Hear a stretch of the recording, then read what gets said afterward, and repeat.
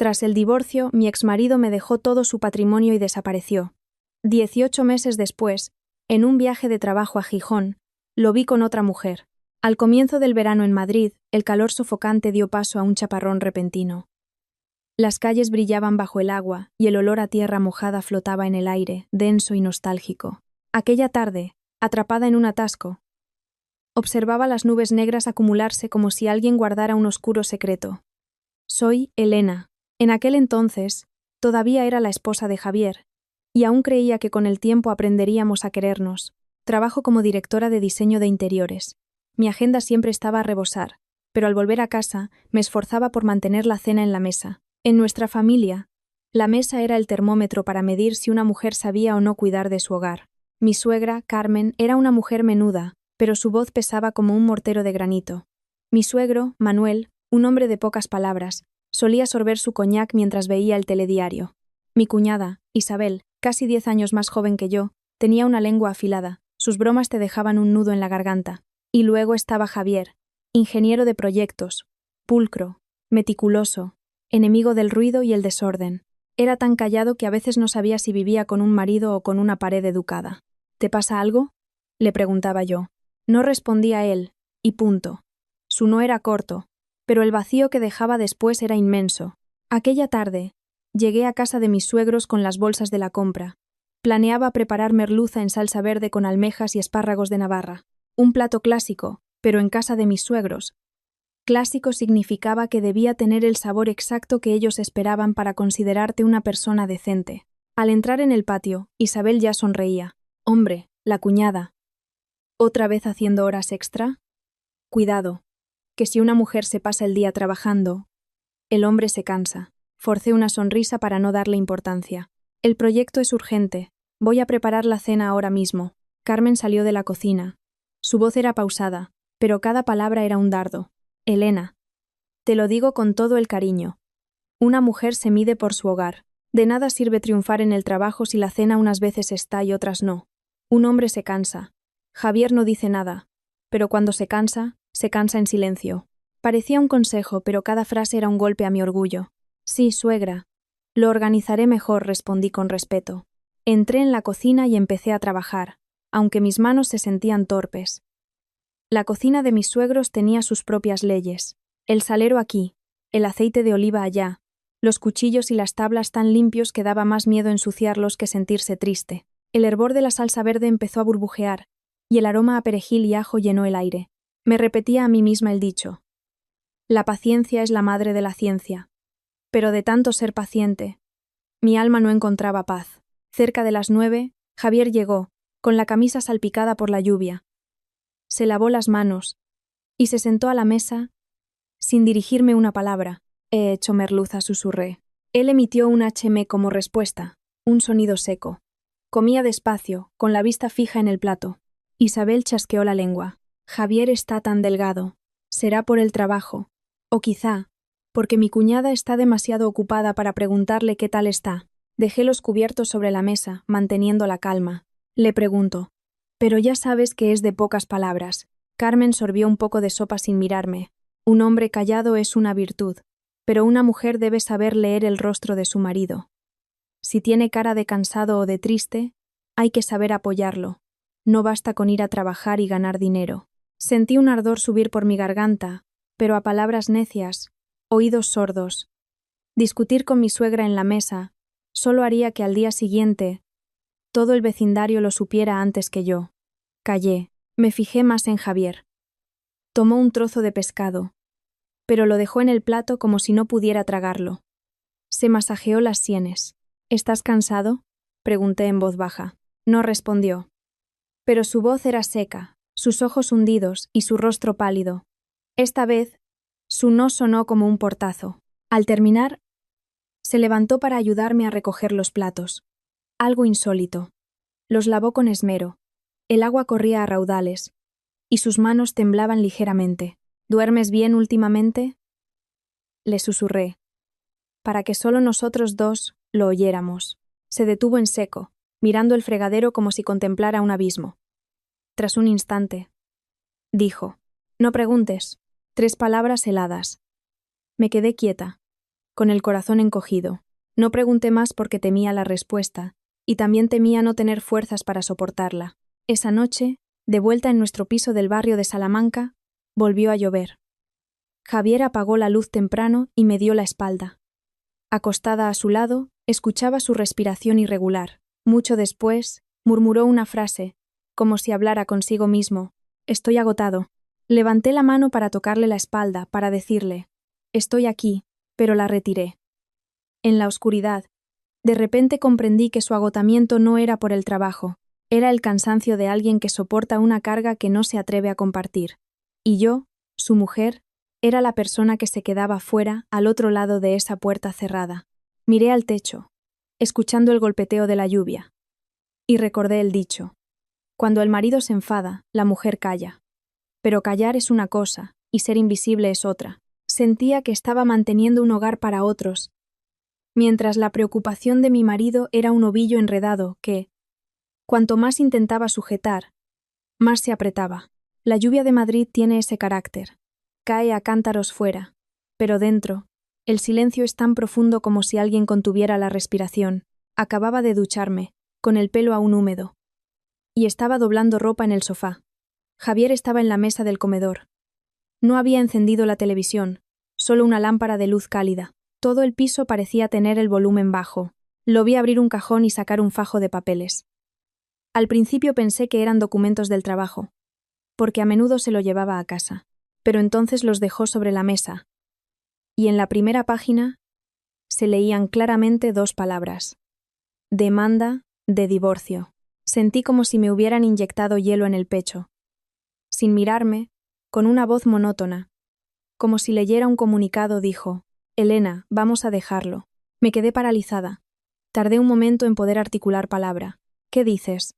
¿Qué significa dejarlo? Él seguía con la cabeza gacha. Divorciarnos. No grité.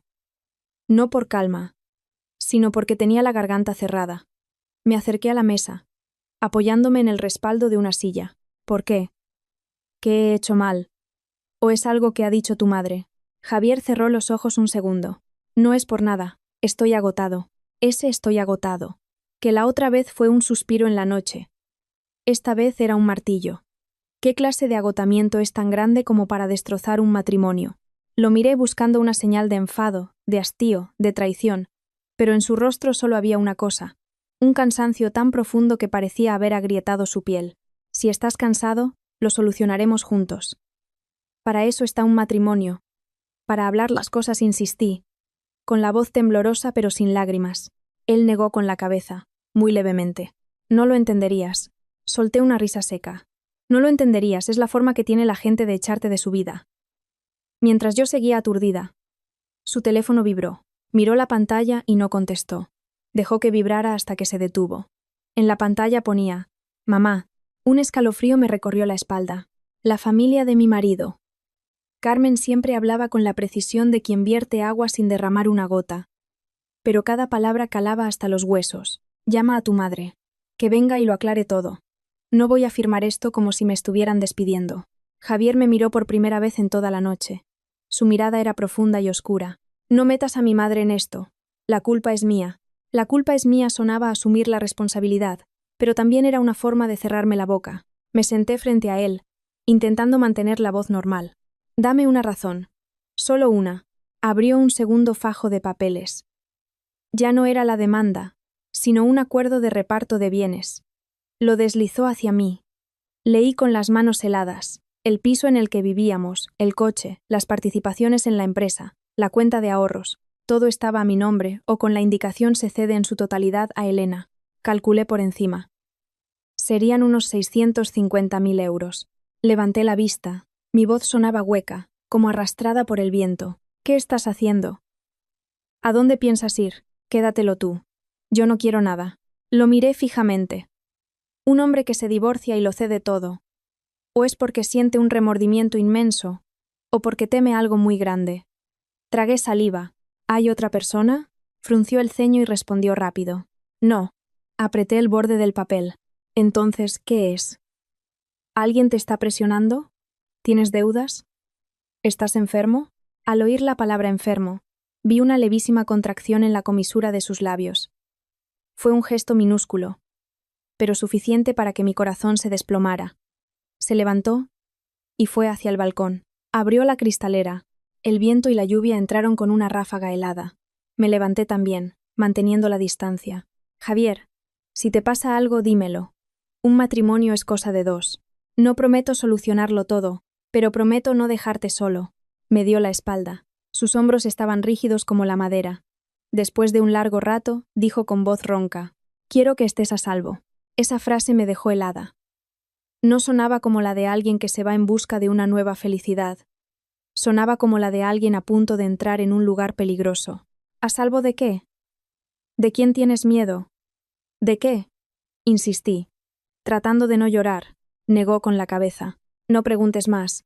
Su no preguntes más fue como cerrar una puerta de golpe. Oía la lluvia fuera y el desmoronamiento dentro de mí.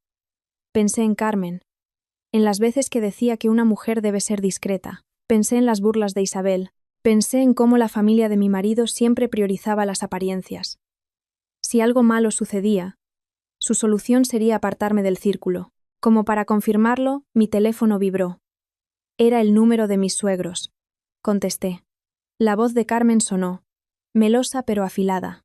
«Elena, hija, ¿todavía despierta a estas horas? Me han dicho que estáis hablando de papeles. Bueno, cuando un hombre toma una decisión, hay que respetarla. Eres nuestra nuera, o lo eras, así que deberías mantener las apariencias por el bien de la familia. No montes un escándalo». Me quedé petrificada. No pregunté quién se lo había dicho, porque sabía que, aunque ella no estuviera en el piso, sus palabras sí lo estaban. Sí, respondí, manteniendo la compostura. Carmen remató, bajando la voz. «Javier es callado. No le fuerces a hablar. Hay cosas que es mejor no saber». Y colgó. Su forma de colgar fue como apagar una cerilla, rápido y definitivo. Me giré para mirar a Javier. Estaba inmóvil, como si estuviera acostumbrado a que otros hablaran por él. Volví a la mesa y miré los papeles. Frente a mí había dos cosas: un matrimonio a punto de romperse y un montón de bienes que parecían el dinero del silencio que te paga el destino. No quería cogerlo, pero entendía que él intentaba darme un salvavidas.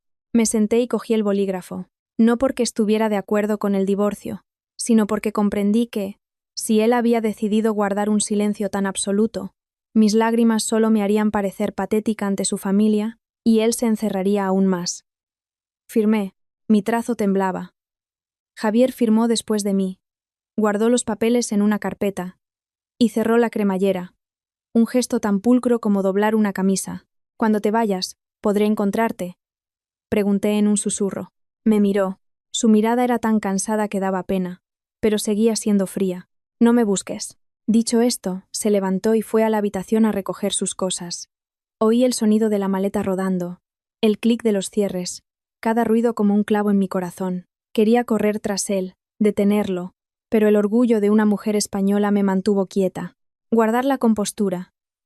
Mantuve la compostura no suplicando ni tirándole de la ropa. Casi una hora después salió. Antes de irse se giró y dijo una sola frase, la misma que me había helado por dentro. «Elena, cuídate mucho». La puerta se cerró. En el piso solo quedaba el sonido de la lluvia y el de mi propia respiración. Me quedé mucho tiempo mirando el pomo de la puerta y de pronto entendí algo. Un divorcio por desamor al menos tiene gritos, pero un divorcio así es como cortar un cable de alta tensión de un solo tajo. Y cuando alguien corta algo tan rápido, suele ser porque teme que, si tarda un segundo más, el fuego se propague. A la mañana siguiente, me desperté más temprano de lo normal. No por costumbre, sino porque no había podido dormir. El piso estaba igual, pero se sentía como si le faltara una pared. Me miré en el espejo del baño. Ojos hinchados, labios pálidos.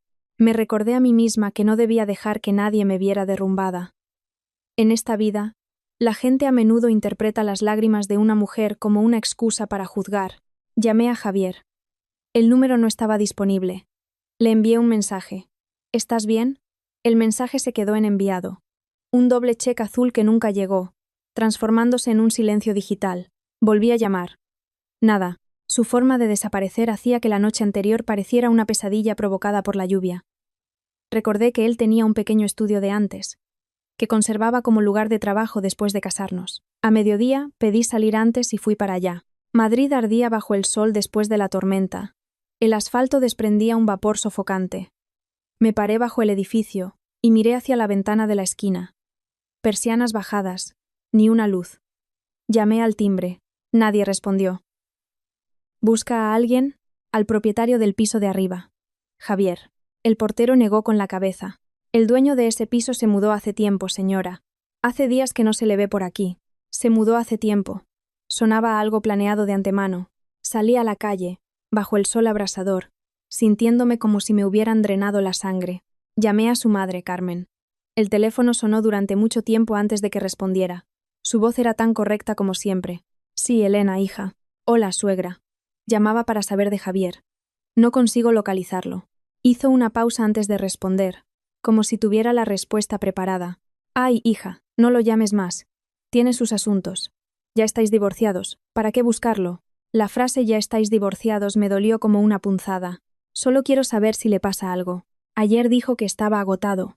Estoy preocupada. Carmen bajó la voz, en un tono que mezclaba compasión y fastidio. No, no está bien. Pero son asuntos de familia, no te metas. Si montas un escándalo, quedaremos mal los dos. ¿Qué significa que no está bien? Insistí. ¿Y para qué quieres saberlo? Respondió rápidamente. Haz caso a tu suegra. No lo busques. Y colgó. Su forma de colgar, tan tajante, era como doblar un papel y guardarlo en un cajón para siempre. Me quedé paralizada en la acera. El calor del sol me quemaba la nuca, pero un frío me recorría la espalda. Esa tarde pasé por casa de mis suegros para devolver unas llaves y unos papeles que quedaban. No quería alargar las cosas. Pero tampoco quería que me acusaran de irme sin decir nada. Al entrar, oí la risa de Isabel en el salón. Anda, la cuñada. Ah, no, perdona, Elena. ¿Has venido de visita? No, perdona, estaba cargado de veneno. Dejé las llaves sobre la mesa, con calma. He venido a devolver esto. Isabel apoyó la barbilla en la mano, mirándome de reojo. Bueno, devuelto y fin de la historia, ¿no? Después de un divorcio, si sigues preguntando, la gente pensará que todavía estás colgada. La miré directamente a los ojos. Preguntó porque me preocupa la salud de Javier, no mi reputación. Isabel se encogió de hombros. ¿Preocuparte para qué? Hombres hay de sobra. ¿Y tú? Con todo ese dinero, estarás encantada. ¿No? La palabra dinero me supo amarga. Para ellos, los 650.000 euros eran un precio, no una señal de que algo iba terriblemente mal. Me volví hacia Manuel. Estaba sentado bebiendo su coñac sin apartar la vista del telediario. Hija, dedícate a tus asuntos.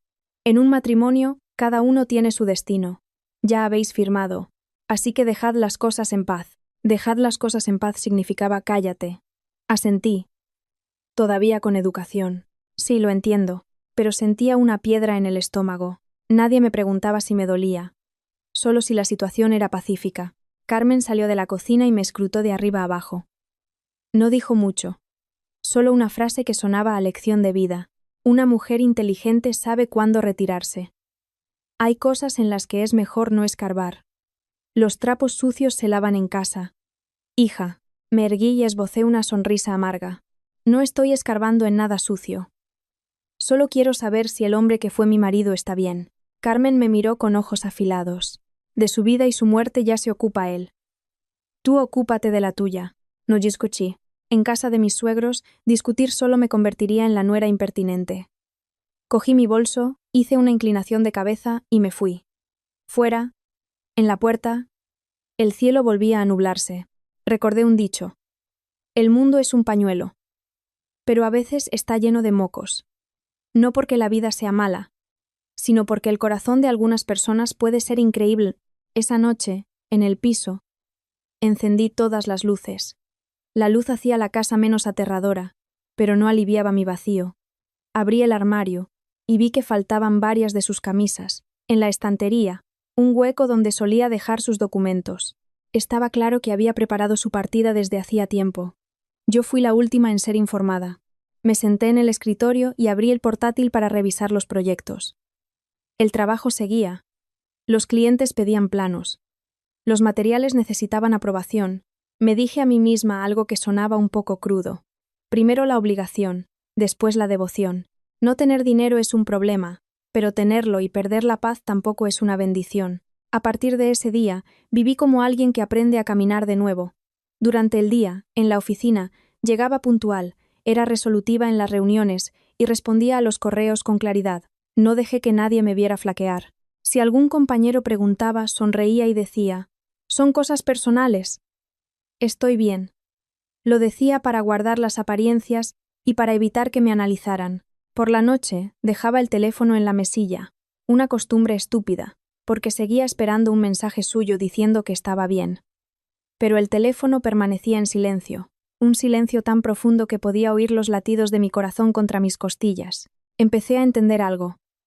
Hay familias que no necesitan gritar para hacer daño. Les basta con ignorarte, colgarte el teléfono, decirte que dejes las cosas en paz. Es suficiente para convertirte en una extraña. Y cuando un hombre desaparece de una forma tan limpia, lo que hay detrás no suele ser la libertad, sino algo oscuro en lo que teme arrastrar a alguien más. Sofía y yo éramos amigas desde hacía más de 10 años. En la universidad, habíamos compartido un bocadillo de calamares en la Plaza Mayor. Una vez, sin dinero, nos reímos y dijimos: «Bueno, al menos el pan llena». Por eso, después del divorcio, la primera persona a la que acudí no fue mi familia, sino Sofía.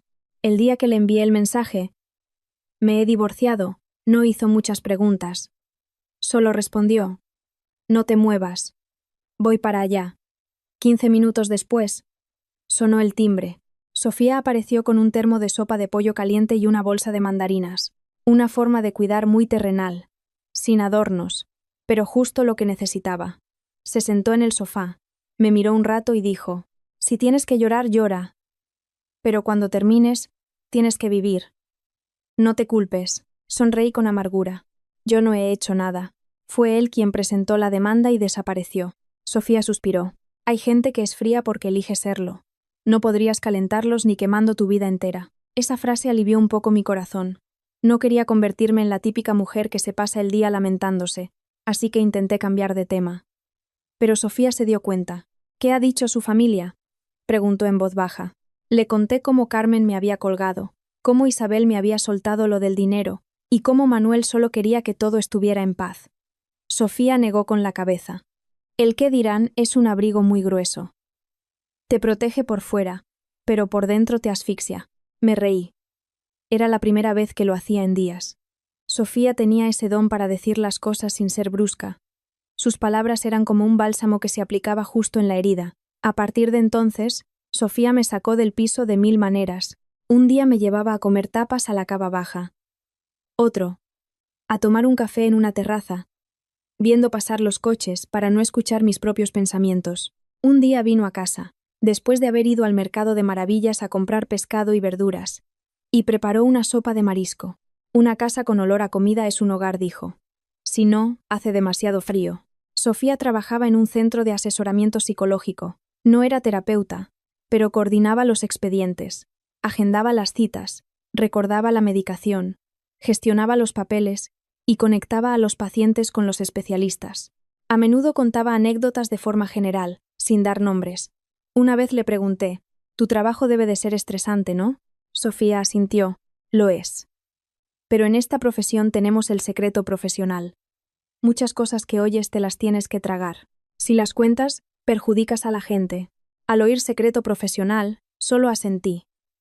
En ese momento, no imaginaba que un día esa palabra se convertiría en un cuchillo que cortaría nuestra amistad. Las semanas siguientes, me sumergí en el trabajo para no pensar. La empresa estaba con un proyecto para reformar una cadena de apartamentos turísticos, y el cliente nos presionaba día y noche. Me dediqué en cuerpo y alma a los planos, los materiales y los renders, trabajando hasta tarde. Curiosamente, cuanto más agotado está el cuerpo, más fácil es olvidar el dolor, pero por la noche, al apagar el portátil, el silencio volvía a inundarlo todo. Una tarde, mientras estaba sentada, absorta en mis pensamientos, sonó el teléfono. Era Carmen. Dudé, pero contesté por educación. Su voz era melosa pero tensa. «Elena, hija. Escúchame. Ya estáis divorciados, así que dedícate a tus asuntos. Y no dejes que la gente hable. Eres una mujer. Cuida tu reputación». «Sí, suegra, lo entiendo». Javier tenía sus razones, continuó, como si me advirtiera. No preguntes más. No se lo pongas difícil. Lo pasado. Pasado está. Esa frase fue como ponerle una tapa a una olla a presión. Colgué y me quedé inmóvil. En mi cabeza solo resonaba una palabra. Razones. ¿Qué razones eran esas que toda su familia evitaba como si fuera un tema tabú, como si al tocarlo todo fuera a romperse? Sofía me vio con el teléfono en la mano y la mirada perdida. ¿Quién era? Mi exsuegra. Sofía frunció el ceño. Te ha vuelto a decir que dejes las cosas en paz. ¿A que sí? Asentí. Sofía sonrió con amargura. Más vale un mal arreglo que un buen pleito. Pero si el arreglo consiste en que te calles para siempre, eso no es un arreglo. Es una mordaza. Esa frase me despertó. Empecé a poner pequeños límites. Dejé de llamar a la familia de Javier. Dejé de esperar sus mensajes. Me dije a mí misma que esperar a tener el agua al cuello para reaccionar es un mal hábito. Tenía que tomar la iniciativa de vivir antes de ahogarme. Justo en ese momento, mi jefe me asignó un gran proyecto en el norte. El socio quería reunirse en persona con el jefe de equipo para cerrar el diseño de una cadena de hoteles en la costa. Un viaje de 2 días, urgente, imposible de rechazar. Miré el calendario y vi que el viaje caía en la semana en que me sentía más agotada. Pero también podría ser una oportunidad para cambiar de aires. La noche antes de irme, Sofía vino a casa. Trajo una empanada gallega y una botella de zumo de naranja natural. ¿Qué pasa? Hoy haces de abuela. Bromeé. Es para que comas bien antes de un viaje largo. Dicen que quien tiene salud lo tiene todo. No te hagas la heroína. Me reí, pero luego mi rostro se ensombreció. Sofía, siento que algo no va bien. La forma en que Javier ha desaparecido. Es como si alguien lo hubiera borrado del mapa. Sofía me miró. Por un instante, vi algo fugaz en sus ojos, como un destello. Luego, cambió de tono y dijo suavemente: No te tortures. Cuando quiera hablar, hablará. No insistí, solo asentí, pero una extraña sensación se apoderó de mí, como si acabara de tocar una pared blanda. Si empujas suave, cede, pero si empujas fuerte, te repele, impidiéndote ver lo que hay detrás. Esa noche hice la maleta, doblé un traje, metí los documentos y añadí unos zapatos planos para las visitas de obra. Fuera, la lluvia volvía a caer. Las luces de la calle se reflejaban en el asfalto mojado. Miré la ciudad y me dije una frase para mantenerme firme. Quien nada debe, nada teme. No he hecho nada malo, así que no dejaré que nadie me convierta en la culpable. A la mañana siguiente, arrastré la maleta hasta la puerta y cerré. En el ascensor, vi mi reflejo en el espejo. Rostro sereno, pero ojos tensos. No sabía a dónde me llevaría ese viaje, solo sabía que iba a trabajar, y también a recuperar mi propio aliento. El avión aterrizó en el aeropuerto de Asturias por la tarde. El cielo del norte era más brillante que el de Madrid, y el viento traía un olor a sal, a cantábrico. Arrastré la maleta fuera de la terminal y tomé un taxi hacia el centro de Gijón. Era una ciudad manejable, con calles amplias y avenidas arboladas.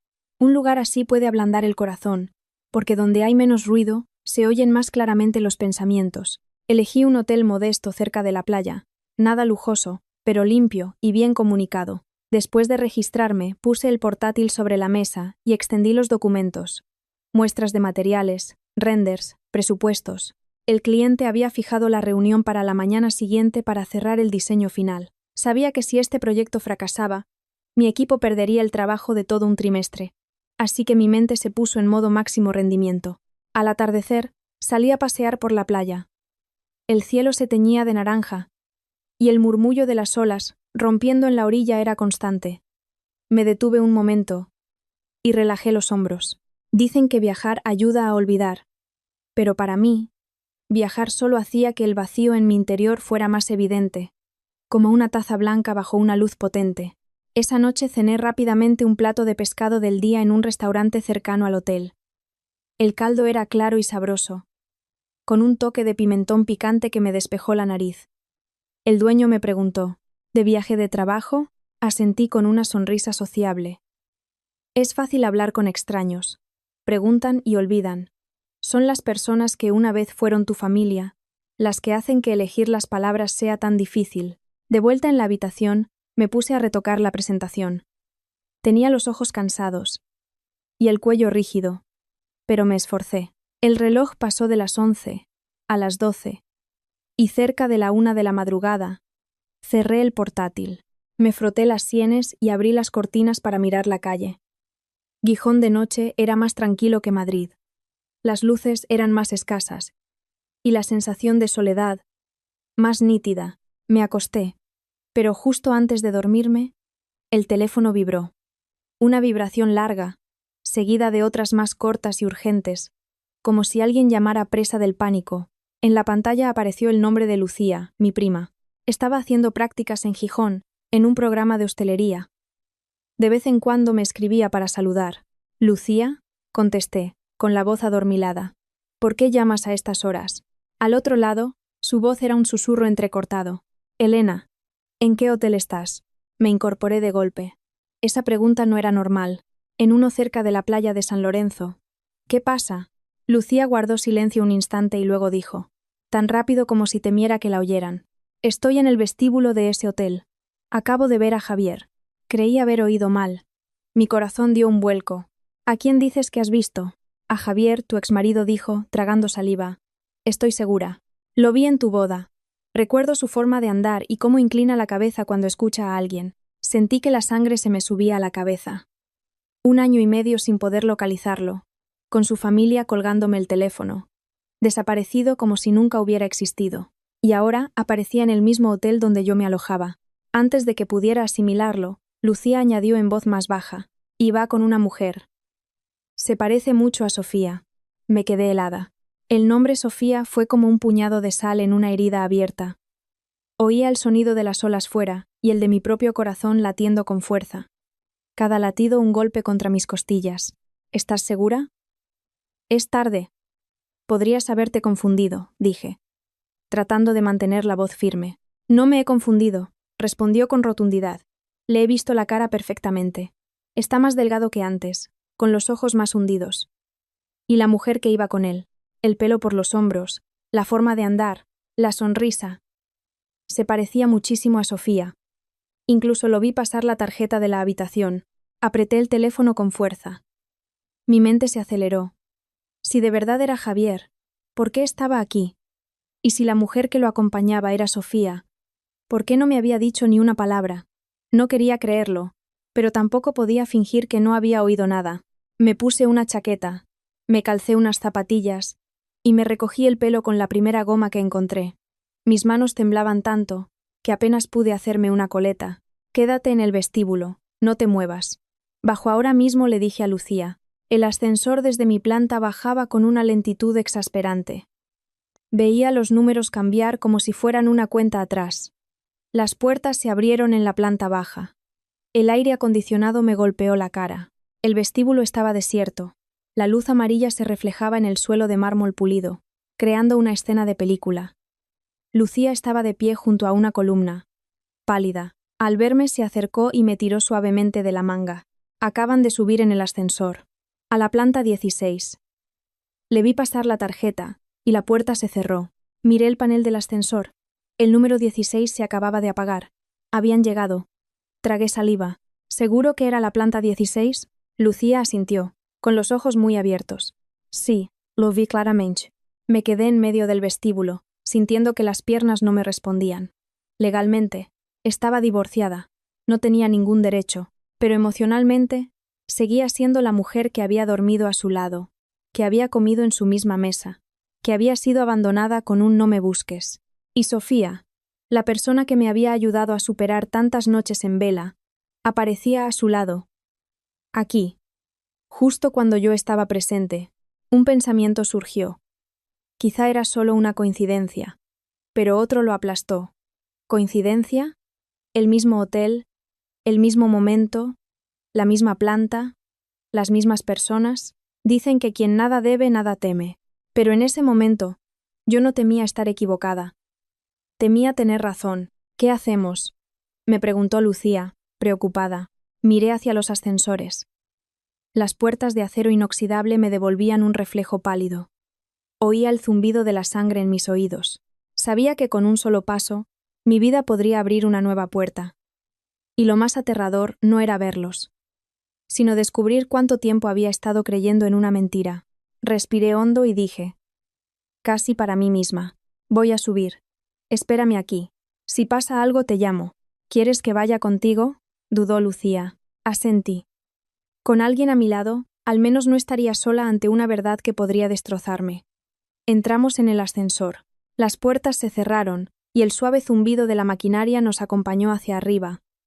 Vi los números ascender, sintiendo una pesadez en el pecho, como si llevara piedras. Cuando el número 16 se iluminó y el ascensor emitió un ding, sentí como si me hubieran golpeado directamente en el corazón. Las puertas del ascensor se abrieron y el aire frío del pasillo me golpeó como un cubo de agua helada. La planta 16 tenía una moqueta gruesa que absorbía el sonido de nuestros pasos, y la luz amarillenta creaba manchas en el suelo, como un atardecer perpetuo. Yo iba delante, Lucía detrás, agarrando su bolso con fuerza. No sabía qué habitación era exactamente. Lucía solo había dicho que subieron a esa planta, y que Javier pasó la tarjeta. En un hotel, la gente que pasa la tarjeta suele ir directa a su habitación, sin detenerse a charlar. Supuse que estarían al final del pasillo, en la zona más tranquila. Con ese pensamiento, avancé despacio, leyendo los números de las puertas. 1601, 1603. Cada puerta cerrada era como una boca que guardaba un secreto. Creo que fueron por aquí, susurró Lucía, tirándome de la manga. Asentí en silencio. Tenía la boca seca. Casi al final del pasillo, me detuve.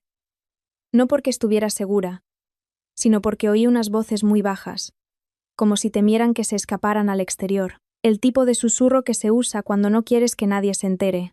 Reconocí la voz masculina al instante. Aunque más delgada, más ronca, seguía siendo la voz de Javier. Cálmate.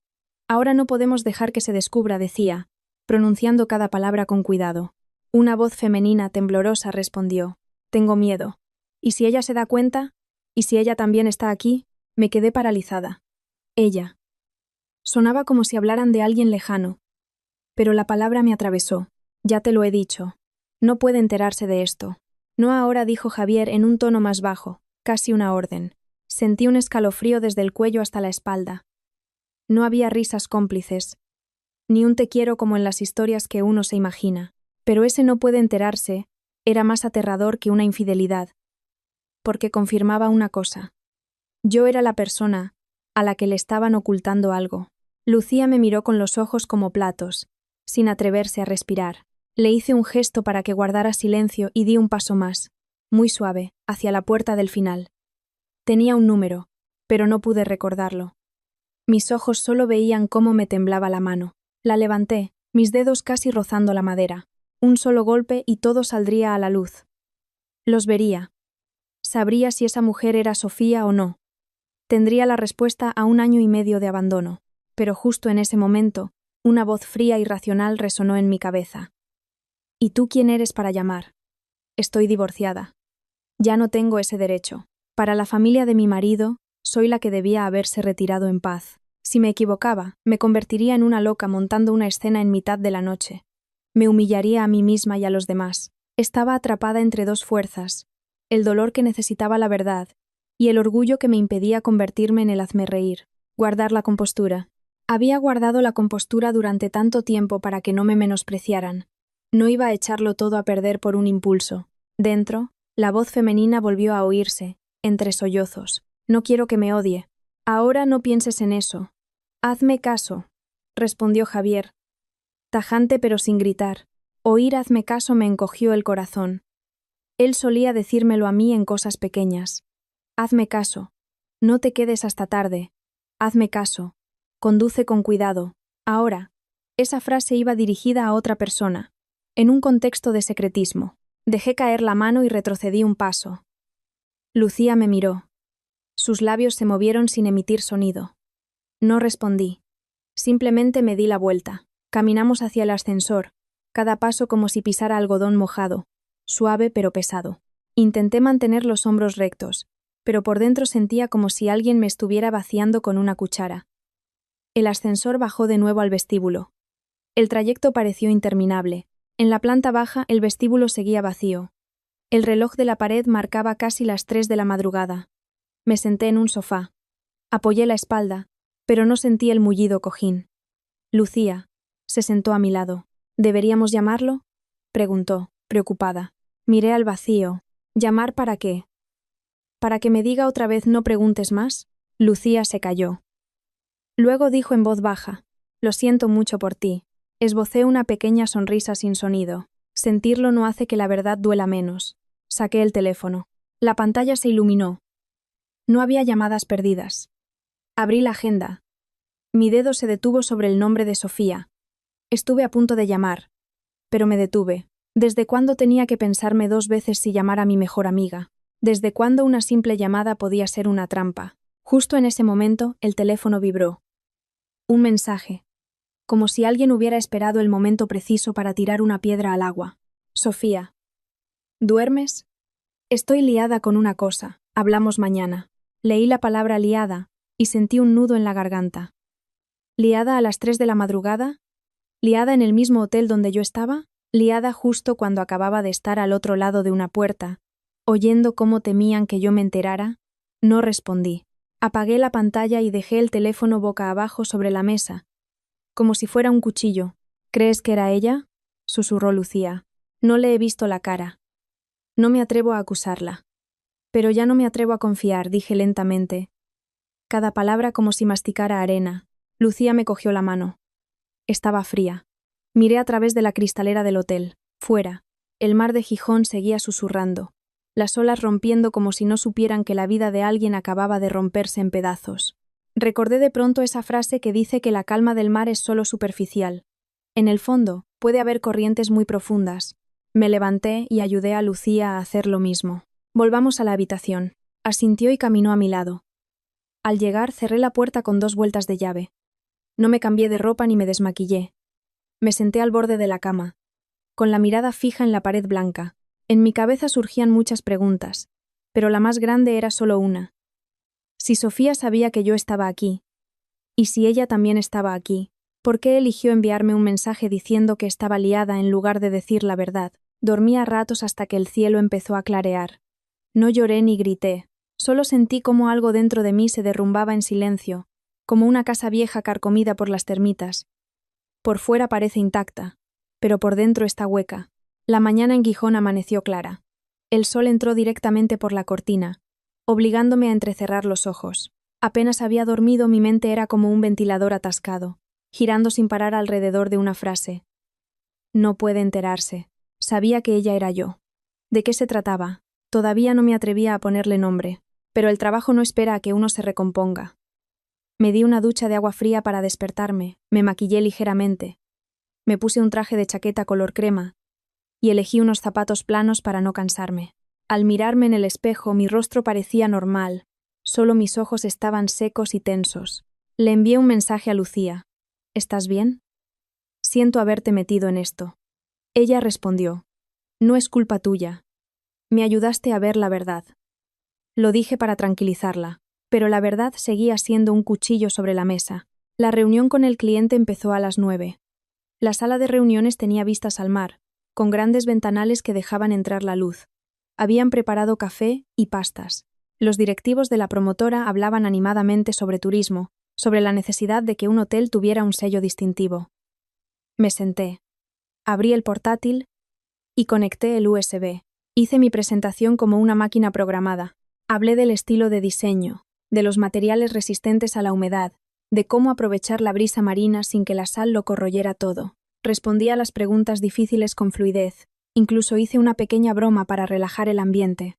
Si en un lugar como este no se elige el cristal adecuado, el viento del Cantábrico soplará una vez y el cliente se acordará toda la vida. Pero para no volver, todos se rieron. Yo también sonreí.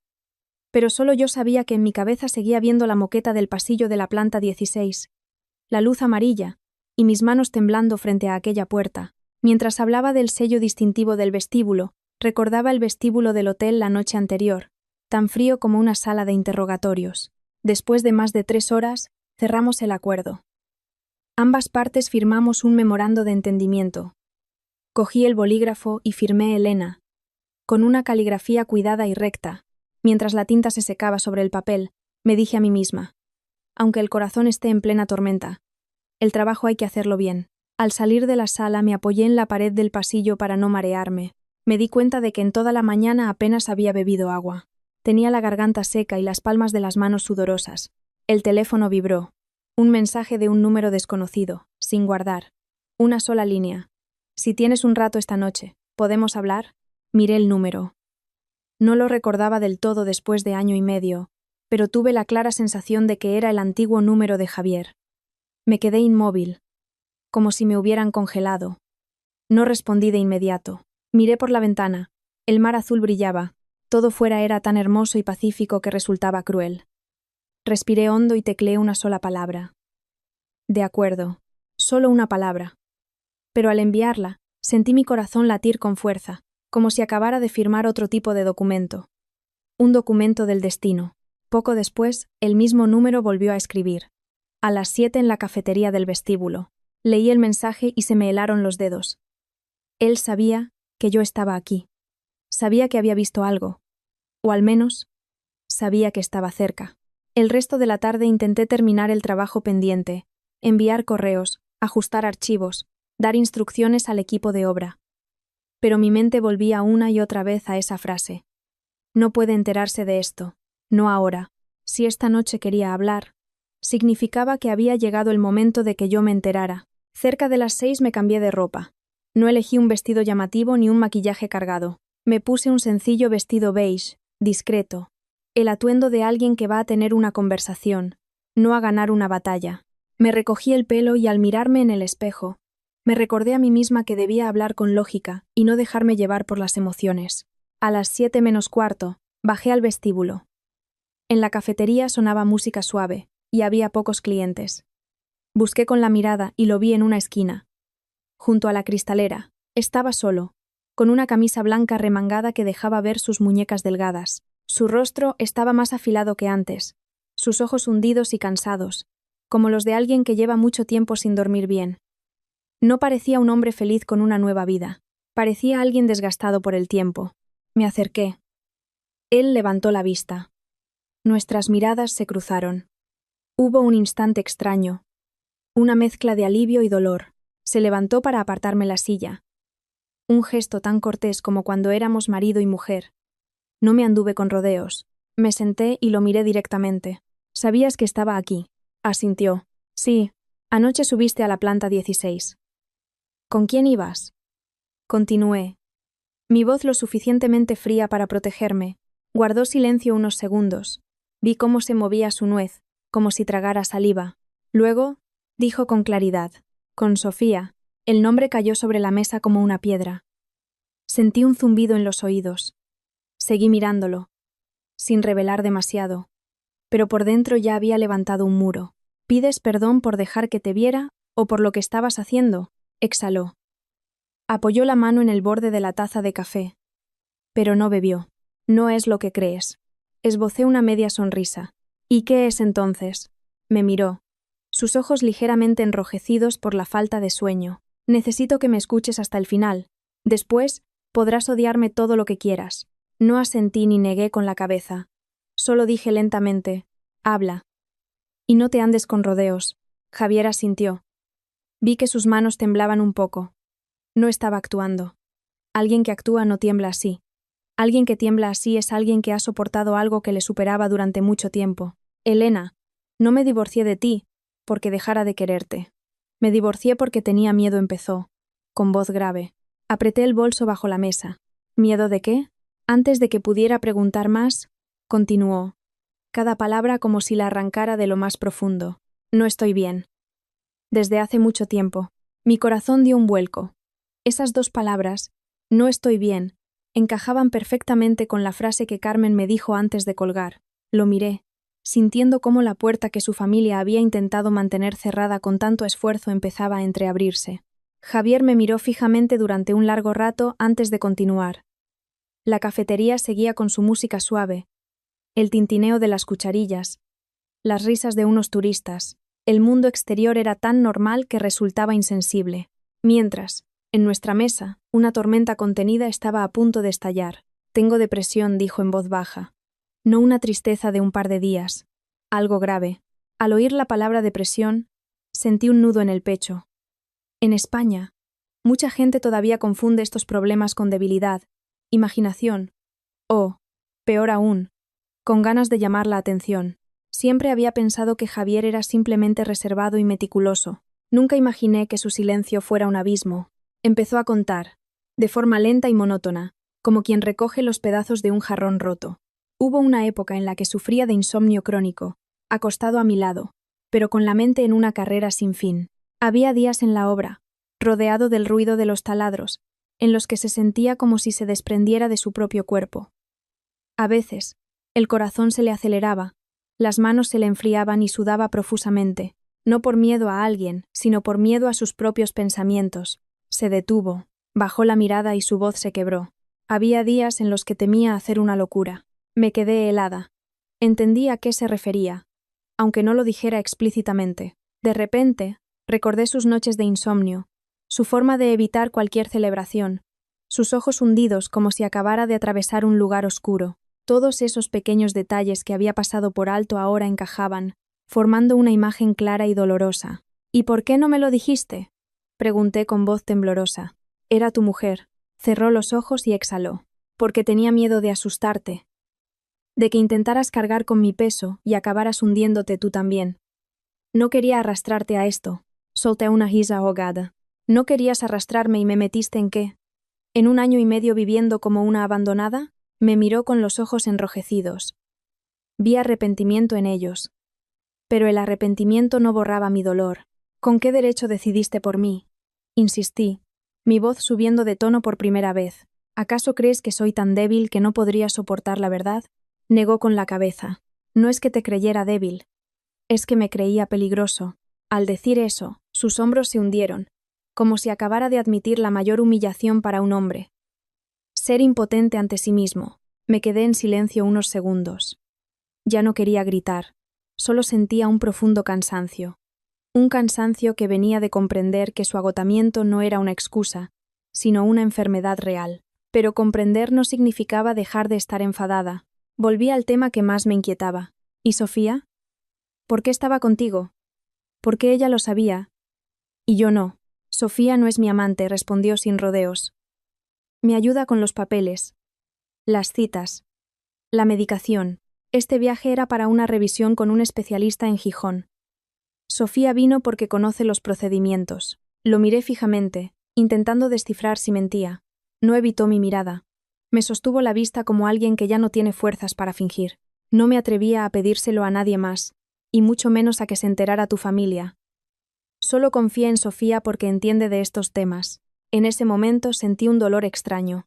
No el dolor de una traición clara, sino el de haber sido apartada de una vida en la que se suponía que yo debía estar. Sentía compasión por él, pero también me sentía traicionada. Se puede ocultar una enfermedad, pero ocultarla de un modo que le quita a tu esposa el derecho a elegir es una forma de menosprecio. Bebí un sorbo de agua para aclarar mi voz. Dijiste que querías que estuviera a salvo, y por eso te divorciaste. Me dejaste el dinero pensando que era una compensación. Pero, ¿sabes qué es lo que más necesitaba? Le pregunté lentamente. Me miró, esperando. Necesitaba que me respetaran. El respeto es más importante que el dinero. Bajó la cabeza. En esta vida, los remedios amargos curan, y la verdad puede doler, pero ocultarla es mucho más tóxico. Al ocultármelo así, me hiciste vivir como una apestada. Lo siento, murmuró, tragando saliva. Asentí, pero sin ablandarme. Un lo siento no hace que las cosas vuelvan a ser como antes. El ambiente entre nosotros era denso. Sabía que si me quedaba un minuto más, acabaría llorando o gritando. Ninguna de las dos cosas serviría de nada. Me levanté y arrimé la silla. Elena, ¿a dónde vas?, preguntó Javier, alarmado. Necesito tiempo, dije. Mi voz fría pero no cruel. Has dicho la verdad, y eso está bien. Pero necesito tiempo para volver a respirar. Se levantó instintivamente, pero se contuvo. Asintió, como quien sabe que no tiene derecho a retener a nadie. No te pido que vuelvas conmigo ahora. Solo te pido que, a partir de ahora, te diré la verdad. No volveré a decidir por mi cuenta. No respondí. Cogí mi bolso. Cuando ya había dado unos pasos, me detuve, me giré y le dije una última frase, como una línea que no se debía cruzar. Si todavía quieres que forme parte de tu vida, no vuelvas a dejarme esperando en el pasillo. No volveré a vivir en la oscuridad. Javier asintió enérgicamente, como si temiera que cambiara de opinión. Me di la vuelta y salí de la cafetería. El viento del mar me golpeó la cara. La noche había caído sobre Gijón. Pasé por el vestíbulo del hotel donde la noche anterior me había sentado a esperar. Y de repente, me sentí como si acabara de salir de una habitación secreta. Subí a mi habitación y cerré la puerta. No llamé a Sofía. No le escribí a Javier. Me senté en la cama y me dejé caer hacia atrás, mirando al techo. En mi cabeza había dos corrientes de pensamiento. Una era de compasión, porque la enfermedad no es un delito.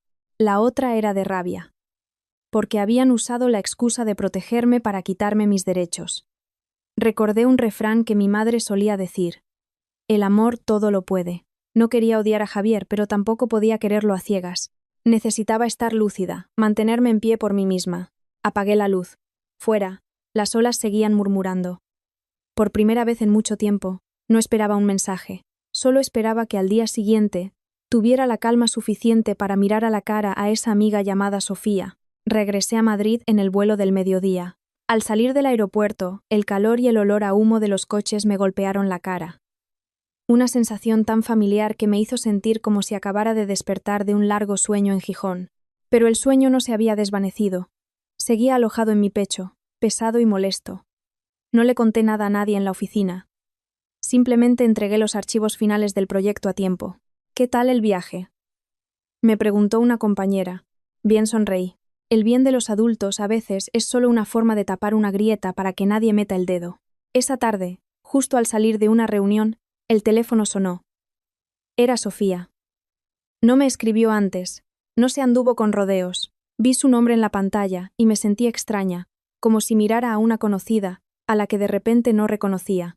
¿Sí?, contesté, con voz neutra. Elena, tenemos que vernos, dijo Sofía en voz baja. Tras una pausa. Lo siento. Por favor, déjame hablar contigo. No le pregunté. Lo siento. ¿Por qué? Temía que si lo hacía, se me quebraría la voz. Esta noche, en la cafetería de debajo de mi casa, respondí. Sofía aceptó al instante. Su voz sonó aliviada. Ese alivio me heló aún más, porque quien de verdad no tiene culpa no suele sonar tan ligero. Por la noche, lloviznaba de nuevo. Llegué pronto a la cafetería y elegí una mesa en una esquina, desde donde podía ver la puerta. Quería verla entrar para no llevarme una sorpresa. En mi cabeza, solo tenía una regla: hablar con la razón, no con la rabia. Las palabras no cuestan dinero, pero el honor se puede perder por una sola frase impulsiva. Sofía llegó 10 minutos después. Entró con el pelo un poco alborotado por la lluvia, vestida con una gabardina beige y con una bolsa de papel en la mano, el típico regalo de disculpa. Al verme, se detuvo un instante y luego se acercó rápidamente. Elena, dijo, con la voz temblorosa. No me levanté a abrazarla como antes.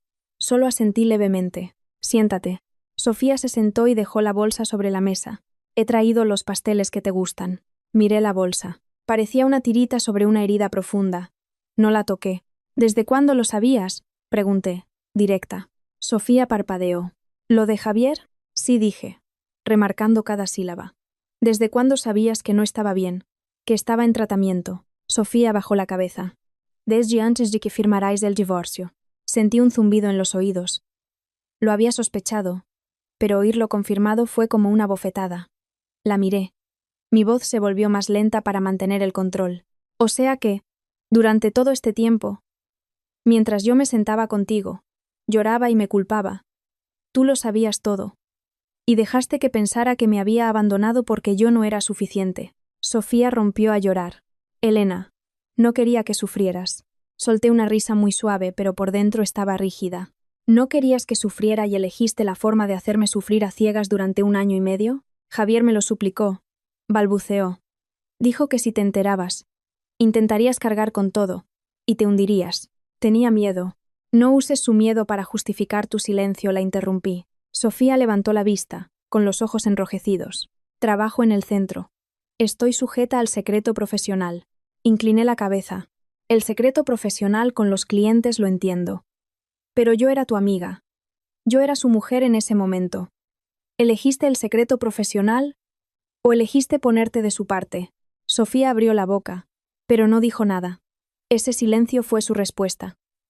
Solo sentí como una puerta se cerraba dentro de mí, de forma limpia y definitiva. Podías haberle guardado el secreto al mundo entero, pero no tenías derecho a guardármelo a mí de esa manera, dije en voz baja pero clara. Sofía intentó cogerme la mano, pero la retiré. No porque la odiara de repente, sino porque temía ablandarme y dejar que me manipularan de nuevo. Me equivoqué, lo sé. Creía que estaba ayudando, sollozó. Ayudar es dar a la gente el derecho a elegir. No ocultarles las cosas y ponerlos ante hechos consumados. La miré directamente.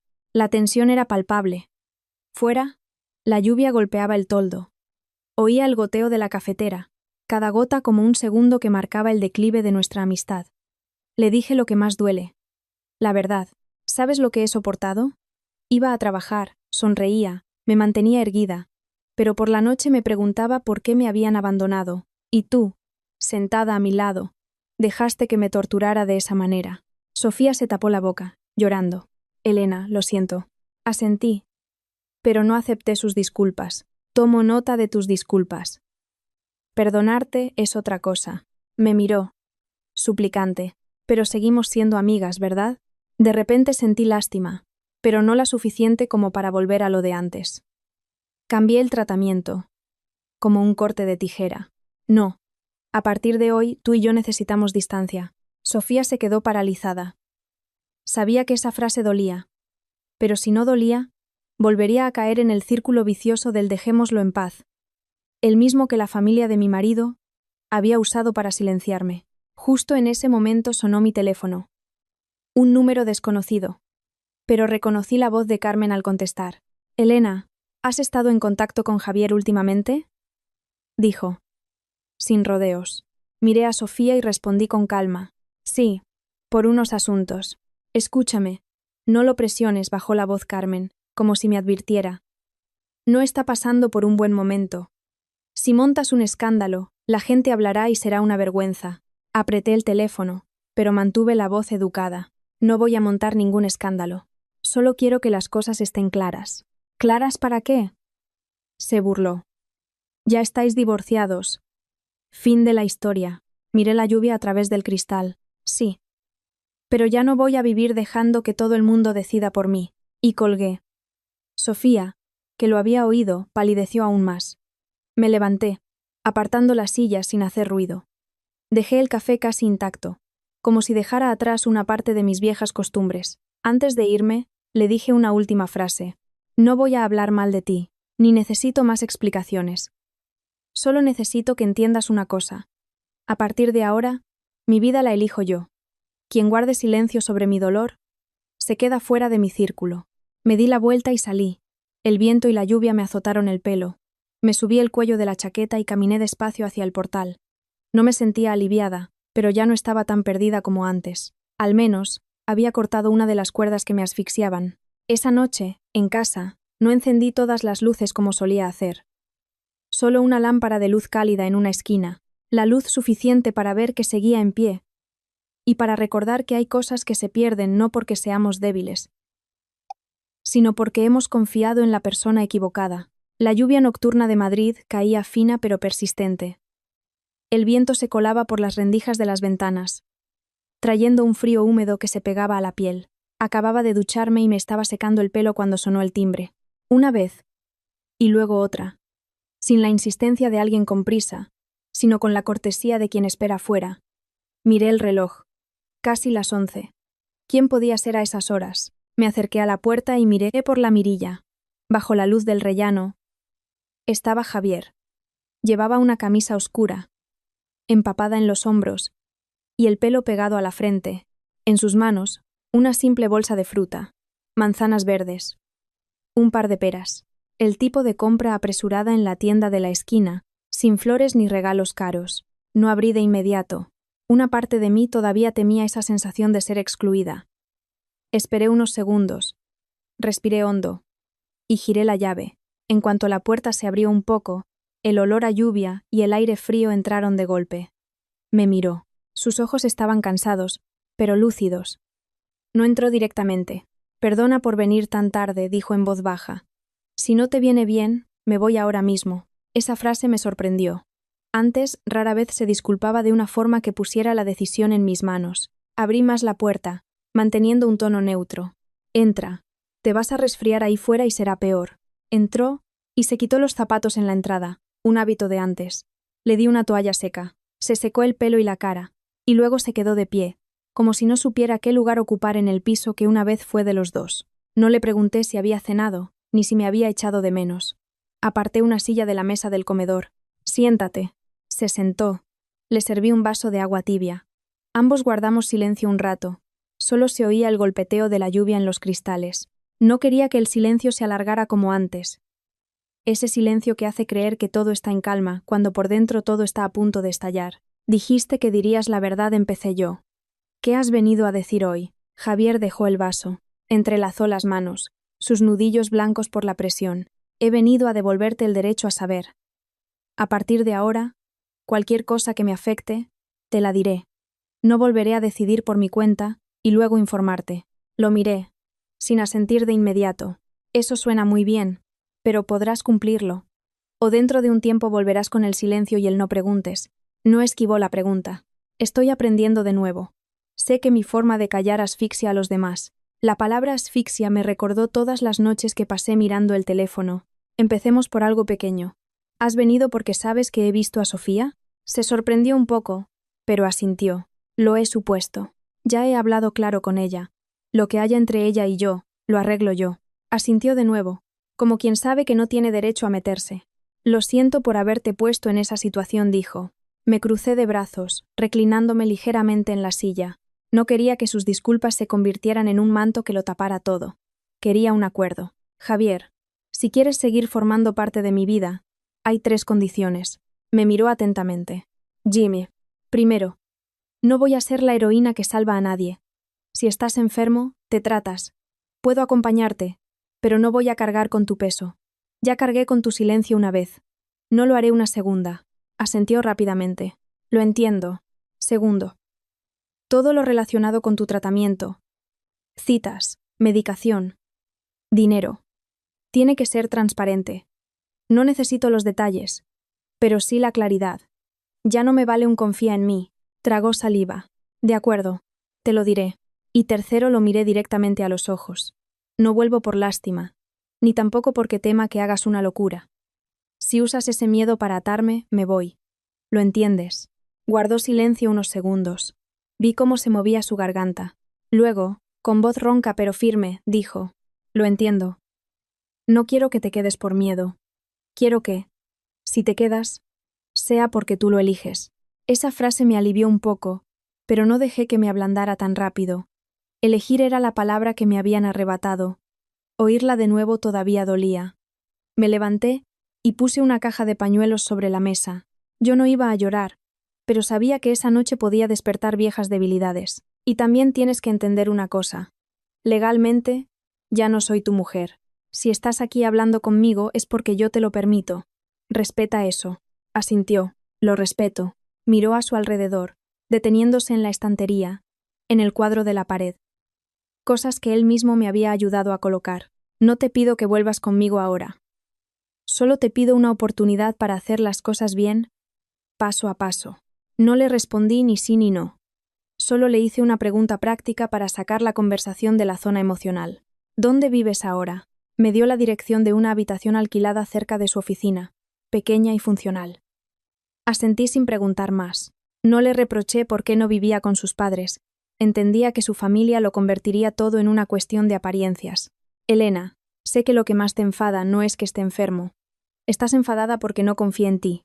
Lo miré y, esta vez, respondí con sinceridad. Sí. Dicen que un matrimonio es como una vajilla. Todo va a juego. Si los platos se esconden de los cubiertos, es imposible tener una comida en condiciones. Bajó la cabeza. Vi cómo sus hombros se relajaban, como alguien a quien le permiten admitir su error sin ser humillado. Fuera, la lluvia seguía cayendo. Dentro, la luz amarilla permanecía inmóvil. Me di cuenta de que esa noche no nos habíamos dicho ni una palabra de amor, pero habíamos dicho cosas que antes no nos atrevíamos. Quizá madurar es eso. Menos sueños y más límites. Un rato después, se levantó. Me voy. Es tarde. No quiero molestar. Lo acompañé a la puerta. Se puso los zapatos y se giró para mirarme, como si quisiera decir algo más. Pero se contuvo.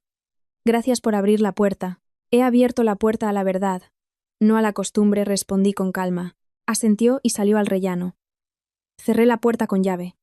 Esta vez, al cerrarse, no me sentí abandonada. Sentí que tenía el poder de decidir en mis manos. Después de esa noche, no dormí del tirón, pero al menos la ansiedad había desaparecido. La sensación de estar a ciegas se disipó, reemplazada por una lucidez fría, la de quien ha tropezado una vez, y ahora mira bien dónde pisa. A la mañana siguiente me envió un mensaje escueto. Esta tarde tengo cita en el centro. ¿Quieres venir? Sin súplicas ni dramas. Lo leí, y tras un momento respondí. De acuerdo, pero voy para entender, no para hacer acto de presencia. Él respondió. Entendido. Por la tarde, el cielo de Madrid estaba gris. Llegué antes y lo esperé en la entrada. Llevaba una camisa gris, el pelo corto, y aunque seguía delgado, su mirada estaba menos perdida que en Gijón. Gracias por venir, me saludó en voz baja. Asentí. El centro de asesoramiento estaba en un edificio de oficinas, sin carteles llamativos. Dentro olía a aceite esencial, y la luz era cálida. La gente hablaba en susurros, como si temieran hacer más daño. En la sala de espera había varias personas, cada una en su mundo. Una chica joven se miraba las manos fijamente. Un hombre de mediana edad, con traje, no paraba de frotarse las muñecas. Una anciana acompañaba a su hijo. Estaba sentada en silencio, con una mirada de preocupación contenida. Al sentarme, sentí un nudo en la garganta. Siempre había pensado que mi vida era un drama, pero allí me di cuenta de que solo conocía una cara del dolor. Javier se acercó al mostrador. La recepcionista le habló en voz baja. Le hizo firmar unos papeles. Observé la escena y mi corazón se encogió. Lo que antes me parecía ajeno era la vida que él había estado viviendo en silencio. Cuando llegó su turno, se levantó y, antes de entrar, me miró. ¿Esperan Val? Sí, respondí tajante. No por frialdad, sino para no caer en la compasión. La puerta se cerró. Me quedé en la sala de espera, sentada con la espalda recta, como en una reunión, pero mi mente no podía concentrarse. Cada minuto pasaba con una lentitud exasperante. Recordé una frase de mi madre. Una casa necesita un techo. Antes pensaba que el techo eran las comidas, el dinero, las apariencias. Ahora entendía que el techo es la verdad. Una casa donde hay secretos, por muy nuevo que sea el tejado, siempre tendrá goteras. Unos 40 minutos después, la puerta se abrió. Javier salió. Noté un cambio sutil pero claro. Sus hombros estaban más relajados. Su respiración era más regular. No estaba feliz, pero sí más ligero, como quien acaba de soltar una carga que pensaba que tendría que llevar toda la vida. Hoy estoy mejor, dijo al sentarse a mi lado. ¿Qué ha dicho el médico? Me resumió la terapia, la importancia de mantener una rutina y de no aislarse. Y añadió algo que me tocó. El médico dice que el apoyo de un familiar ayuda. Lo miré. Entendí que familiar no era una atadura, sino un punto de apoyo. Pero recordé mis condiciones. Apoyo sí. Pero tú tienes que dar el primer paso. Yo no voy a tirar de ti, dije lentamente. Asintió. Lo sé. Al salir, en el ascensor, dijo en voz muy baja. Antes pensaba que contártelo te haría sufrir. Ahora entiendo que lo que te hacía sufrir era el silencio. No respondí de inmediato. Que lo entiendas ya es un paso. En el aparcamiento lloviznaba. Me abrió la puerta del coche por costumbre. Pero se detuvo, como si temiera que me molestara. Actúa con normalidad, no como si estuvieras pidiendo perdón por todo. Sonrió levemente. Justo en ese momento mi teléfono sonó. Era Isabel. ¿Elena? Me han dicho que estás con Javier, dijo, sin saludar. ¿Quién te lo ha dicho? Madrid es un pañuelo. Ya estáis divorciados y sigues pegada a él. La gente pensará que quieres volver, y si luego a Javier le pasa algo, ¿a quién le echarás la culpa? Su forma de hablar, ese sí le pasa algo recalcado, era como hurgar en una herida para ver mi reacción. Apreté el teléfono, pero mantuve la voz firme. Isabel, lo de Javier es un tema de salud. Hablar así es de mala persona. Solo me preocupo por mi hermano. Tú ya no eres de la familia, replicó. Ofendida, al oír ya no eres de la familia, me entró la risa. La gente solo se acuerda de los títulos cuando quiere echarte. Tienes razón. Legalmente, No soy de la familia. Pero tampoco soy una extraña a la que puedas hablarle como te dé la gana. Javier sabe cuidarse. Tú preocúpate más por tu boca. ¿Qué quieres decir? No te pongas gallita. No me pongo gallita, digo la verdad. Quien siembra vientos, recoge tempestades. Recuérdalo, la interrumpí, con voz baja pero firme. Y colgué. Mis manos temblaban un poco. No por miedo a Isabel, sino porque me di cuenta de que había cambiado. Antes habría aguantado. Habría sonreído para dejar las cosas en paz. Hoy, sin ser maleducada, no había dejado que nadie pisoteara mis límites. Javier me miró, con una mezcla de culpa y gratitud.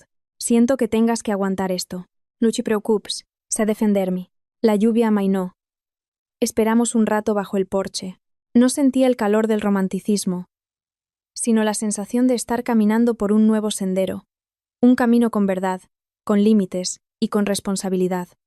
Nadie volvería a ocultarme nada, y nadie volvería a usar la paz como excusa para silenciarme. Esa noche llegué a casa pronto. Necesitaba espacio mental. Hice un poco de arroz blanco y comí para reponer fuerzas. La lluvia seguía cayendo. Justo cuando terminaba de fregar, sonó el teléfono. Era Lucía. Elena, Sofía ha tenido un accidente. Estoy en el hospital. ¿Puedes venir? Me quedé paralizada. Accidente. Una palabra que hiela la sangre. ¿Qué le ha pasado? ¿Qué hospital? El Hospital de la Paz. Se cayó de la moto. Su familia está aquí. Muy nerviosa. Cuando está consciente no para de preguntar por ti. Apagué el fuego, cogí una chaqueta y me calcé como pude. Mis manos estaban torpes. Mientras esperaba el taxi, le envié un mensaje a Javier. Sofía ha tenido un accidente. Voy al hospital. No le pedí que viniera, pero hay cosas en las que uno no puede fingir que no está involucrado. En el hospital, el olor a desinfectante era abrumador. El pasillo estaba lleno de gente. Lucía me esperaba cerca de recepción. Pálida. Puedes entrar. Dicen que está estable, pero en observación. La seguí hasta urgencias. Fuera. Vi a la madre de Sofía, sentada en una silla de plástico, con los ojos rojos. A su lado, un hombre, su hermano, caminaba de un lado a otro. Al verme, la madre de Sofía se levantó. Elena, hija, has venido. Sofía no para de llamarte. Justo en ese momento, oí unos pasos apresurados detrás de mí. Era Javier. Al ver a la familia de Sofía, se detuvo. El hermano lo miró de arriba abajo. ¿Tú eres Javier? ¿El que está liado con mi hermana? Soy Javier. He venido en cuanto me he enterado. Ahora lo importante es la salud de Sofía, respondió él con calma. El hermano resopló. El ambiente se tensó. Una enfermera salió y dijo que solo podía pasar una persona. Entra tú, hija. Te está llamando a ti, me dijo su madre. Entré. Sofía estaba en la cama, con una venda en la frente y el rostro pálido. Al verla, sentí una punzada de dolor. Abrió los ojos y, al reconocerme, las lágrimas empezaron a rodar por sus sienes. Elena, lo siento, susurró. Ahora no hables. Concéntrate en respirar. Negó con la cabeza, como si temiera no tener tiempo. Miró hacia la puerta y luego a mí. Elena. Estoy embarazada. Creí haber oído mal. Me quedé helada, paralizada. Por mi mente cruzó un pensamiento instintivo, tan ilógico como aterrador. Oí un ruido fuera. La puerta se abrió de golpe y Javier entró, seguido de una enfermera. Debió de oír la frase. Miró a Sofía. Su rostro cambió por completo. Sofía, ¿qué has dicho? De 3 meses, sollozó ella. Javier retrocedió, como si le hubieran abofeteado. Es imposible. Yo no. Nunca. Se interrumpió al mirarme. Vi pánico real en sus ojos. No una actuación. Yo no grité ni lloré. Solo hice una pregunta, con una lentitud que me devolvía el control. Sofía, ¿estás segura? Cerró los ojos. Las lágrimas se desbordaron. Lo sé. Sé que me equivoqué, pero no podía soportarlo más. Javier apretó los puños. Explícate. ¿Qué es todo esto? La enfermera nos pidió silencio. Miré a Sofía una última vez. En ese instante, no la vi como mi amiga, ni como una traidora. Solo vi a una persona herida y un secreto que acababa de explotar como una bomba entre nosotros. Salí al pasillo. El aire era irrespirable. La madre de Sofía me agarró del brazo. ¿Qué dis? Antes de que pudiera responder, su hermano se encaró con Javier. Tú eres el hombre. ¿Qué piensas hacer? Mi hermana está ahí dentro. Y tú dices que no sabes nada. Lo aclararé. Pero no me obliguen a aceptar algo que no entiendo, dijo Javier, firme. No entiendes, pero ella está embarazada. ¿Piensas lavarte las manos? Al oír eso, algo se encendió dentro de mí. No eran celos. Era instinto de protección. Me puse en medio. Con calma. Esto es un hospital. Si hay un embarazo, tendrá que demostrarse. Nadie tiene derecho a acusar a nadie sin pruebas. ¿Y usted quién es para meterse? Me espetó el hermano. Soy la persona a la que han llamado. Y no voy a permitir que nadie convierta esto en un linchamiento. Llevé a Javier a un rincón del pasillo. Escúchame. No estoy de parte de nadie, solo de la verdad. Tienes que aclarar esto. Pedir historiales. Pruebas. No voy a aceptar ambigüedades. Te juro que no sé nada. Lo aclararé. Asumiré mis responsabilidades. Pero tiene que estar claro, dijo. Con la voz rota. Respiré hondo. El fuego prueba el oro. Y la adversidad. A las personas. Justo cuando aprendí a confiar en la verdad, la vida me ponía en una zona gris aún más complicada. Me di cuenta de que esto ya no era solo sobre una enfermedad oculta o una amiga traidora. Era un círculo que involucraba el honor, la ley, y una vida que aún no había nacido. La noche en el hospital fue larga y tensa. La familia de Sofía seguía nerviosa. Pero después de mi intervención bajaron el tono. A menudo la gente grita para acallar su propio miedo. Y su mayor miedo era que, si las cosas no eran como pensaban, perderían la excusa para presionar.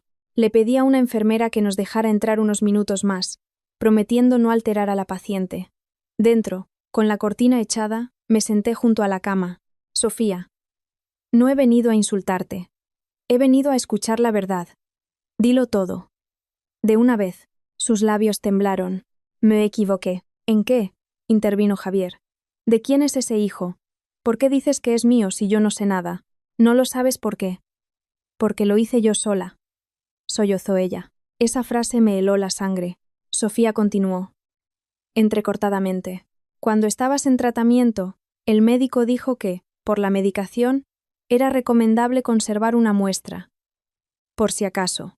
Javier se quedó pálido. Sí, recuerdo algo de eso, pero solo firmé lo que me dijeron. Firmaste sin leerlo bien.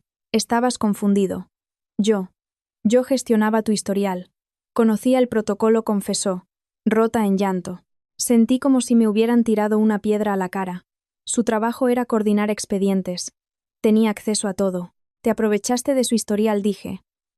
Mi voz temblando de rabia contenida. Yo lo quería desde antes de que os casarais. Pensé que si tenía un hijo suyo, él nunca me dejaría, sollozó. Javier se levantó de un salto. ¿Estás loca? Es mi cuerpo, es mi vida. No tenías ningún derecho.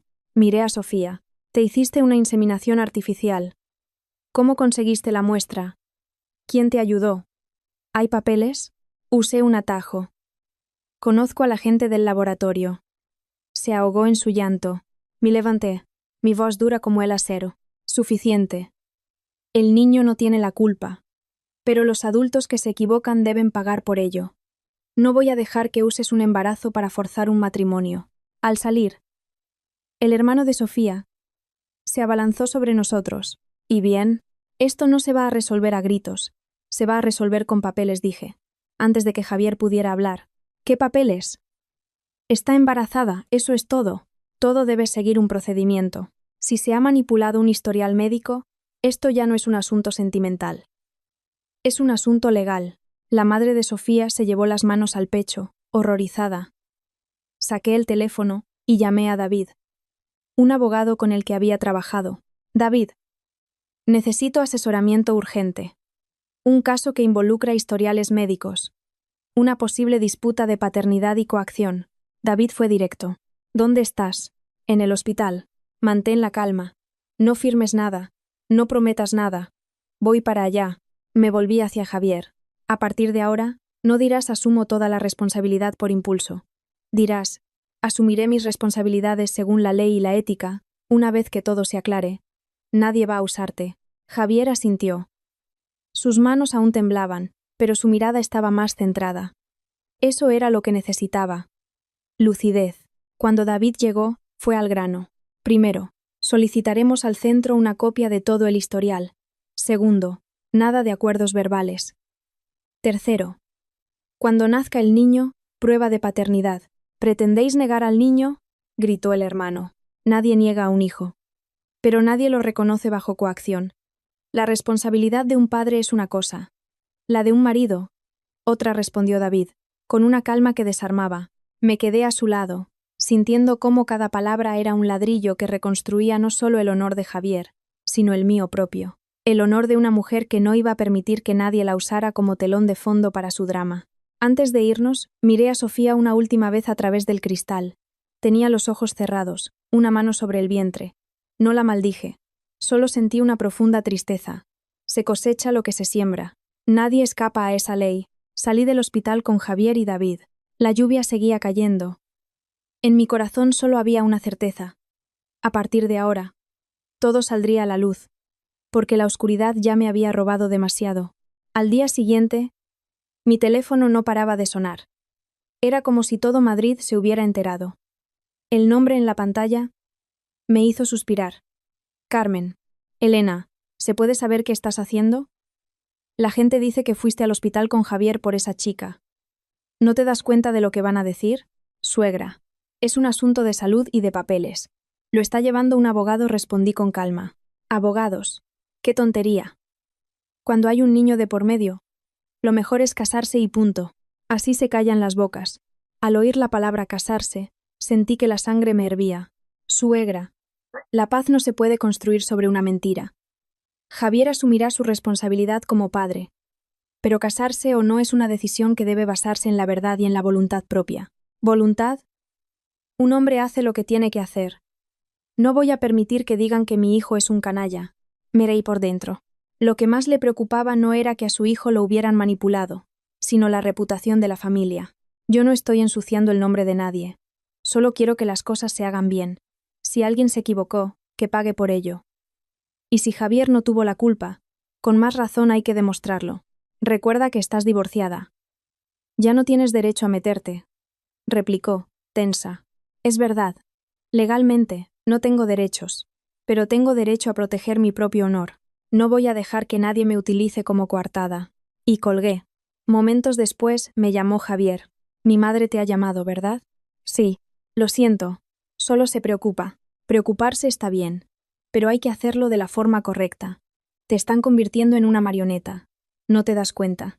Esa tarde nos reunimos. La familia de Sofía me está llamando sin parar. Dicen que si no me caso, irán a mi empresa a montar un escándalo. David ya te lo dijo. Ni promesas, ni firmas, ni bodas para tapar un delito, le recordé. Veía el agotamiento en su rostro. Un hombre a veces no teme la responsabilidad, sino verse atrapado entre dos fuegos. Su familia, preocupada por las apariencias. La otra familia, por el honor, y él, en medio, sin aire. Al día siguiente David nos reunió. Si amenazan con un escándalo, tenemos un plan. Hablaremos con la empresa y las autoridades. No vamos a dejar que esto se convierta en un circo. Y así lo hice. Avisé en mi trabajo de que podría haber un conflicto personal. Mientras, mi ex-suegro, Manuel, me llamó. Elena, hija, esto es muy delicado. Ayúdame a convencer a Javier de que lo solucione en paz. Lo siento, suegro, pero no voy a hacer algo incorrecto para conseguir una paz falsa. Isabel me escribió. Qué bien se te da guardar las apariencias. Ahora que hay un problema gordo, vuelves a ser la dueña y señora, ¿no? Leí el mensaje, y solo sentí lástima por ella. Le respondí. Quien siembra vientos, recoge tempestades. Isabel. Y la bloqueé. Pocos días después, la familia de Sofía propuso que ella se fuera a otra ciudad a pasar el embarazo, para evitar las habladurías. Entendí la jugada. Retirarse para presionar desde la distancia. Quieren que vaya a hablar con ellos, me dijo Javier. Puedes ir, pero con el abogado. Y recuerda, la responsabilidad de un padre es una obligación. La de un marido no puede nacer de la coacción. Asintió. Por primera vez, no se refugió en el silencio. Empezaba a mantenerse en pie, aunque todavía temblara. Quizá esta adversidad era la prueba que necesitaba para convertirse en un hombre de verdad, y la que necesitaba yo para no perderme a mí misma. Esa noche, en mi agenda, no escribí sobre mis sentimientos. Anoté tareas, historiales, citas. principios, límites. Entendí que si me ablandaba por compasión, usarían la compasión para atarme. Si me endurecía por rabia, me llamarían cruel. Así que elegí el camino más difícil, mantener la cortesía y la razón, porque el honor de una persona es su compostura. A la mañana siguiente, fuimos con David al centro de asesoramiento. Hoy solo haremos 3 cosas: solicitar el historial, registrar el procedimiento y enviar una notificación por escrito. Que hablen los papeles. El gerente nos recibió, amable pero a la defensiva. David fue directo. Solicitamos una copia de todo el historial de criopreservación, con firmas, fechas y personal responsable. Si se niegan, procederemos por la vía legal. Es información confidencial. Intentó el gerente. La confidencialidad es un derecho, pero el titular de los datos tiene derecho a acceder a ellos. Y en este caso hay indicios de manipulación. Mientras esperábamos, Javier recibió una llamada de su madre. Javier, dicen que si no te casas vendrán a casa. Mamá.